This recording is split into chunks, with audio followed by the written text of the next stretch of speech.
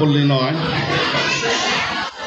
স্কুলের যিনি প্রথম যার সাথে মিটিং হয়েছিল তিনি আমাদের রমজান খালেজি সাহেব, মিজানুর রহমান রমজান খালেজি সাহেব।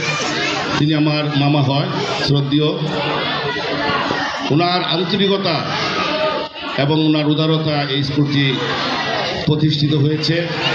আমি তার সুস্থতা এবং দীর্ঘায়ু কামনা করি। পাশাপাশি এই স্কুলের যিনি প্রধান পরিচালক আমার বাগিনা, আমার এলাকায়ও ইনশাল্লাহ 2008 সালে একটা শিক্ষা প্রতিষ্ঠান আমি প্রতিষ্ঠিত করেছি ওকে দিয়েই। অদ্যবধি সেই প্রতিষ্ঠানের আমি এখনও সভাপতি আছি আপনাকে দোয়ায়। তা এটাও 2017-তে শুরু হয়েছে, 8 বছর গত হয়।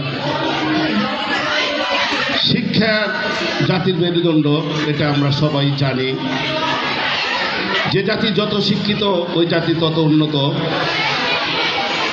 আমি এটার বিস্তারিত বললাম না, বিস্তারিত আমার মামা বুলু খালেজি বলেছেন। আমি ধন্যবাদ দিই সেই পরিচালককে, বানিল হুদা।